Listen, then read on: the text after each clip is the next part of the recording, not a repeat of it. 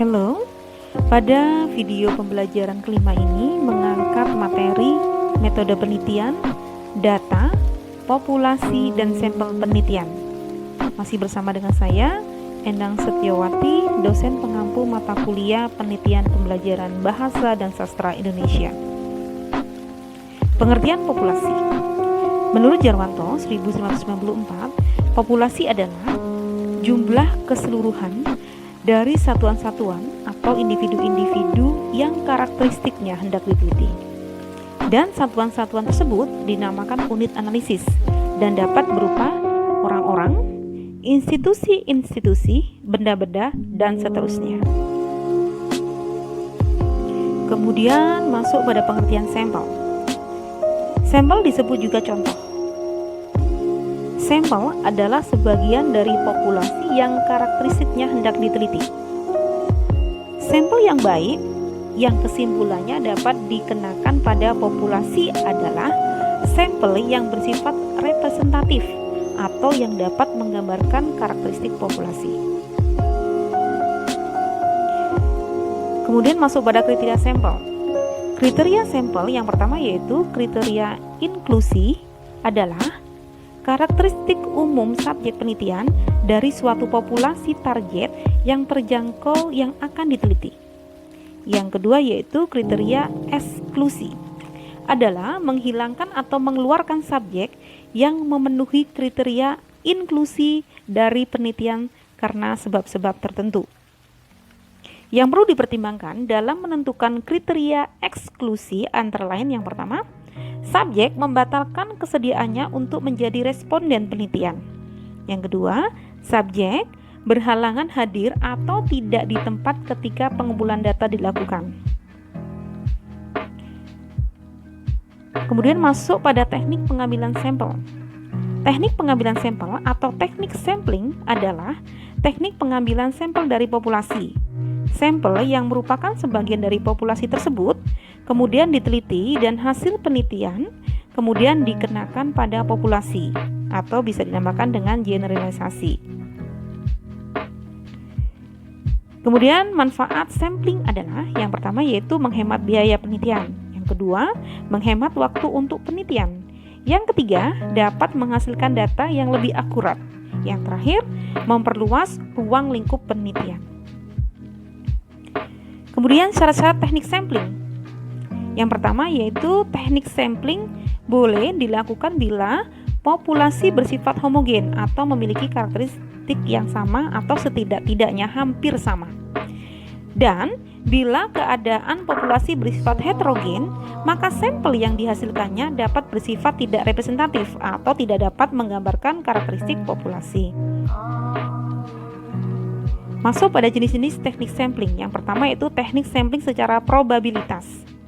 Teknik sampling probabilitas atau random sampling merupakan teknik sampling yang dilakukan dengan memberikan peluang atau kesempatan kepada seluruh anggota populasi untuk menjadi sampel. Dengan demikian, sampel yang diperoleh diharapkan merupakan sampel yang representatif. Kedua yaitu teknik sampling secara non-probabilitas. Teknik sampling non-probabilitas adalah teknik pengambilan sampel dari populasi yang ditentukan atau ditentukan sendiri oleh peneliti dan atau menurut pertimbangan pakar. Kemudian masuk pada penentuan jumlah sampel. Bila jumlah populasi dipandang terlalu besar dengan maksud untuk menghemat biaya, waktu, dan tenaga, maka peneliti tidak meneliti seluruh anggota populasi, melainkan akan menggunakan sampel. Bila peneliti bermaksud meneliti sebagian dari populasi saja, pertanyaan yang selalu muncul adalah berapa jumlah sampel yang memenuhi syarat? Ada hukum statistik dalam menentukan jumlah sampel, yaitu semakin besar jumlah sampel semakin menggambarkan keadaan populasi. Nah, sekarang kita bahas penentuan jumlah sampel berdasarkan karakteristik populasi. Selain berdasarkan ketentuan di atas, perlu pula penentuan jumlah sampel dikaji dari karakteristik populasi. Bila populasi bersifat homogen, maka tidak dituntut sampel yang jumlahnya besar, misalnya saja dalam pemeriksaan golongan darah.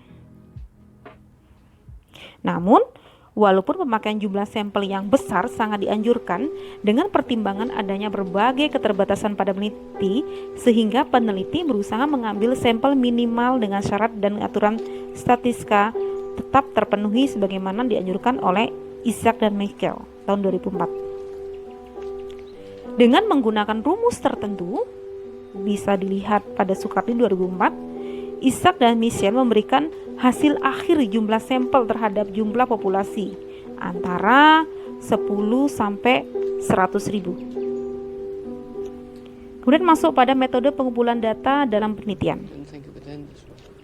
Pengumpulan data dilakukan untuk memperoleh informasi yang dibutuhkan dalam rangka mencapai tujuan penelitian. Sebelum melakukan penelitian, seorang peneliti biasanya telah memiliki dugaan berdasarkan teori yang ia gunakan. Dugaan tersebut disebut dengan hipotesis. Data dapat dibedakan dalam beberapa kategori. Jenis-jenis data dapat dikategorikan sebagai berikut. Yang pertama yaitu menurut cara memperolehnya. Ada dua, yaitu data primer dan data sekunder. Data primer yaitu data yang dikumpulkan dan diolah sendiri oleh peneliti, langsung dari subjek atau objek penelitian. Sedangkan data sekunder yaitu data yang didapatkan tidak secara langsung dari objek atau subjek penelitian. Yang kemudian menurut sumbernya. Menurut sumbernya ada dua juga, yaitu data internal dan data eksternal. Data internal yaitu data yang menggambarkan keadaan atau kegiatan dalam sebuah organisasi. Data eksternal yaitu data yang menggambarkan suatu keadaan atau kegiatan di luar sebuah organisasi. Menurut sifatnya ada dua, yaitu data kuantitatif dan data kualitatif. Data kuantitatif yaitu data yang berbentuk angka pasti, sedangkan data kualitatif yaitu data yang bukan berbentuk angka. Kemudian menurut waktu pengumpulannya ada dua, yaitu cross section incidental, yaitu data yang dikumpulkan hanya pada suatu waktu tertentu. Sedangkan data berkala atau time series yaitu data yang dikumpulkan dari waktu ke waktu untuk menggambarkan suatu perkembangan atau kecenderungan keadaan, peristiwa atau kegiatan.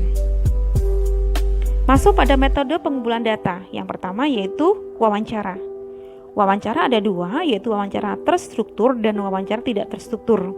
Kemudian observasi dibagi dua, participant observation and non-participant observation. Kemudian angket atau kuesioner. Yang keempat studi dokumen, ada dua, dokumen primer dan dokumen sekunder. Kemudian kita masuk pada metodologi penelitian.